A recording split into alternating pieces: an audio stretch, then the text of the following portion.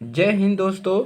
इस क्लास में हम कक्षा 10 गणित अध्याय 9 त्रिकोणमिति के कुछ अनुप्रयोग है इस चैप्टर के हम आपके क्वेश्चन करवाएंगे। तो आप लोग हमारे साथ बने रहिएगा। अगर चैनल पर नए हैं तो अपना कमेंट दीजिए, ठीक है, और चैनल को लाइक करिए, ठीक है। चलिए क्लास को शुरू करते हैं।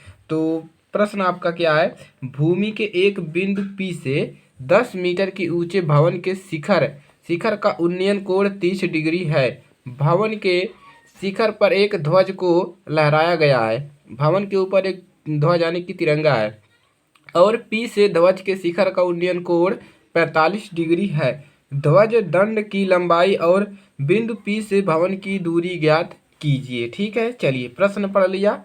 अब इसको कैसे हल करना है, चलिए इसको हल करते हैं। तो ठीक है, तो हमको क्या दिया है? भूमि के एक बिंदु से P से एक 10 सेमी ऊंचे भवन के शिखर का उन्नयन कोण है। ठीक है, भूमि का एक बिंदु दिया है। ठीक है, यहाँ पर हम ले लेते हैं, चलिए P बिंदु। ठीक है, चलिए भूमि के एक P बिंदु से 10 मीटर ऊंचे भवन, P बिंदु से 10 मीटर ऊंचे भवन, ठीक है, और एक भवन ले लेते हैं, कितना मीटर? 10 मीटर। ठीक है, चलिए ये मान लीजिए क्या है, 10 मीटर आपका क्या है? भवन है 10 मीटर। ठीक है, अब यहाँ पर हम इसको कुछ मान लेते हैं, मान लेंगे बी सी। ठीक है, तो लिखेंगे माना बी सी एक भवन है। क्या मानेंगे? माना बी सी एक क्या है? भवन है, भवन है। ठीक है, हमने मान लिया बी सी एक भवन है जिस पर एक ध्वज ए बी लहराया गया है। जिस पर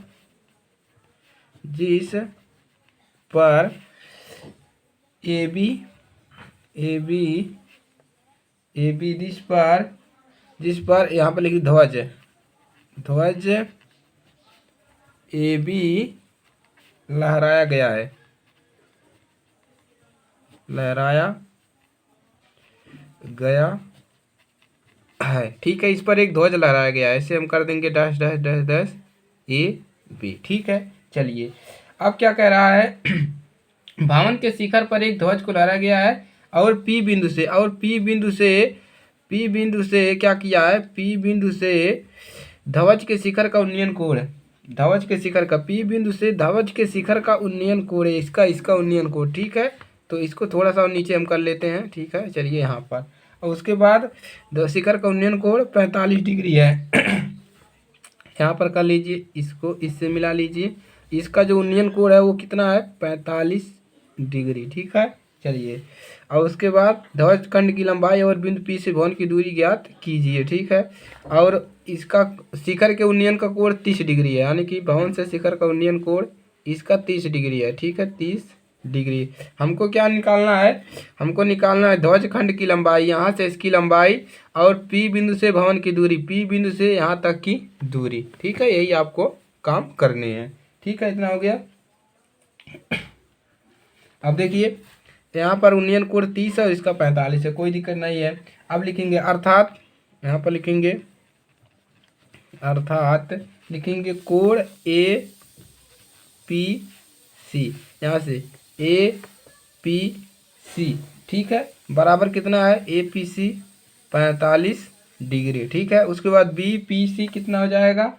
यहाँ पर भी लिखेंगे कोण बी पी सी बराबर कितना है? 30 डिग्री। देखिए ए पी बी, ए वाला कोण 45 है, बी पी सी यानी कि ए वाला कोण 30 डिग्री है। दोनों लिख लेंगे, कोई दिक्कत नहीं है। ठीक है, चलिए अब हम क्या मान ले? इसकी ऊंचाई कुछ मान ले कि दो ध्वज की ऊंचाई है वो क्या है? h मीटर है। ठीक है, तो मानेंगे माना ध्वज की ऊंचाई यानी ध्वज की ऊंचाई मतलब इस ए और बी। ठीक है, इसकी ऊंचाई हम मान ले h मीटर। ठीक है, हमने इसका ऊंचाई क्या मान लिया? h metre. ठीक है, चलिए, तथा हम इसका क्या मान ले? c और p, जिसकी दूरी मान ले सी पी बराबर क्या मान ले? x मीटर, यानी कि P बिंदु से भवन की दूरी हमने मान लिया h मीटर यानी x मीटर। ठीक है, यहाँ पर लिख लीजिए तथा। चलिए इतना काम कर लेंगे। ठीक है, चलिए अब आगे बढ़ेंगे। अब लिखेंगे समकोण त्रिभुज बी सी पी में, समकोण त्रिभुज बी पी सी में, यही वाला बी पी सी, यानी कि ये वाला 30 डिग्री वाला। ठीक है, चलिए अब यहाँ पर हम लगा देंगे tan थीटा। क्या लगाएंगे? tan theta. थीटा का मान कितना है? 30 डिग्री, तो लिख देंगे 30 डिग्री बराबर क्या होता है? लंब बटा आधार। क्या होता है tan थीटा? लंब बटा आधार। ठीक है, चलिए अब क्या मिलेगा? लंब क्या है आपका? लंब यही है आपका बी सी, यही लंब है बी सी बटा में आधार क्या है? ए वाला पी सी। ठीक है, सी पी लिख सकते हैं या पी सी, कोई दिक्कत नहीं है। ठीक है, चलिए अब क्या मिलेगा? tan 30 डिग्री का मान होता है 1/3, यानी कि √3 होता है। ठीक है, तो 1/√3। तो इन सभी का मान आप लोग को याद कर लेना है। बटा में बी सी का मान कितना दिया? देखिए बी और सी कितना है? 10 मीटर। यहाँ से लिखेंगे 10 मीटर बटा में सी पी। ठीक है, ये निकल गया। अब यहाँ से क्या मिल जाएगा? सी पी को हमने क्या माना है? सी पी को हमने माना है देखो सी पी को यक्स माना है, तो यहाँ पर हम यक्स रख सकते हैं। इसको हटाइए, यहाँ पर रख दीजिए यक्स। ठीक है, चलिए अब क्या मिलेगा? तो इसका गुणा यहाँ पर कर दीजिए, इसका गुणा यहाँ पर, तो यक्स बराबर आपको मिलेगा 10 का गुणा इसमें करेंगे तो 10 और √3। यक्स बराबर कितना मिल गया? 10√3, यानी कि भवन की दूरी आपको मिल गया। ठीक है, क्या मिल गया? भवन की दूरी आपको मिल गया 10√3। ठीक है, बिंदु पी से। अब क्या लेंगे? अब बड़ा वाला त्रिभुज ले लेंगे ए सी पी में। ठीक है, चलिए अब लिखेंगे, अब समकोण त्रिभुज ए सी पी। ठीक है, में देखिए कहाँ से कौन सा त्रिभुज लिया गया है? ए सी पी। देखिए यहाँ से ए सी पी। ठीक है, ए वाला त्रिभुज आपको लिया गया है। तो यहाँ पर क्या लिखाएंगे? यहाँ पर भी हम लगाएंगे tan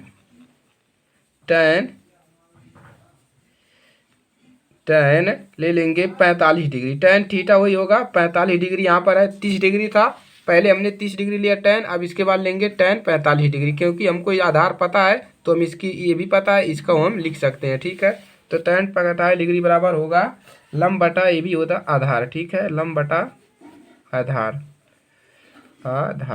ठीक है, लंब क्या है? लंब क्या है आपका? ए सी। ठीक है, ए सी बटा में आधार क्या है आपका? C P. ठीक है, चलिए देखिए आधार लंब आपका क्या है? पूरा लंब होगा, यहाँ से यहाँ तक लंब होगा, तो इसको दो भागों में लिख सकते हैं। कौन कौन? A B plus B C. ठीक है, कोई दिक्कत नहीं है। चलिए tan 45 डिग्री का मान 1 होता है, तो यहाँ पर 1 आ गया बराबर ए सी को लिख सकते हैं हम। क्या लिख सकते हैं? A B plus B C बटा में सी पी का मान कितना है? यक्स। ठीक है, कोई दिक्कत किसी को? कोई दिक्कत नहीं। क्यों? देखिए ए और सी, ए सी को हम लिख सकते हैं दो भागों में तोड़ सकते हैं, A B plus B C. ठीक है, कोई दिक्कत नहीं है। यहाँ पर लिख सकते हैं आप कि जो ए सी है वो बराबर है A B plus B C के। ठीक है, कोई दिक्कत नहीं है, इस करके लिख सकते हैं। ठीक है, चलिए अब यक्स का मान रख दीजिए, तो 1 बराबर ए बी का मान कितना माने हैं? एच माने हैं, प्लस बी सी का मान आपको दिया है 10। ठीक है, 10 मीटर है। यक्स का मान हमने अभी निकाला है 10√3। ठीक है, चलिए अब क्या करिए? तिर्यक का गुणा करिए, इसका गुणा यहाँ पर, इसका गुणा यहाँ पर, तो मिलेगा 10√3 और बराबर क्या मिलेगा? 10 एच प्लस 10। ठीक है, अब क्या मिलेगा? एच बराबर क्या मिलेगा? देखिए यहाँ पर 10 माइनस √3, इसको इधर लाएंगे तो माइनस होगा, ये माइनस लिख सकते हैं 10। इसको हमने बाद में, पहले यानी कि बाद में लिख दिया। ठीक है, अब देखिए क्या मिलेगा? एच बराबर क्या मिलेगा? एच बराबर मिलेगा, देखिए यहाँ से 10 में से 10 घटाएगा, कैंसिल होगा, कितना बचेगा? 1 बचेगा। ठीक है, देखिए 10 कॉमन करेंगे तो यहाँ से 10 मिला, उसके बाद रूट में क्या बचेगा? देखिए 3 माइनस 1। ठीक है, ए मिल जाएगा, 10 कॉमन किया, इतना मिला मीटर। चलिए अब क्या? ध्वज खंड की लंबाई क्या मिल गया? 10 माइनस √3 मीटर। ए मिल गया ध्वज खंड की लंबाई। ठीक है, तो दोनों क्वेश्चन आपका निकल गया। ध्वजखंड की लंबाई भी और आपका पी बिंदु से भवन की दूरी भी आपका आसानी से निकल गया। ठीक है, चलिए, तो चैनल पर नए हैं तो सब्सक्राइब करिएगा, अपना कमेंट जरूर दीजिएगा, भर भर के कमेंट दीजिए और लाइक करना बिल्कुल भी मत भूलिएगा। ठीक है, चलिए, कमेंट करके बताइए कि आपको गणित में और क्या पढ़ना है, क्या आपका तैयार नहीं है, तो पूरा आपका सिलेबस कंप्लीट कराएंगे। ठीक है, चलिए, मिलते हैं अगली क्लास में, तब तक के लिए जय हिंद, वंदे मातरम।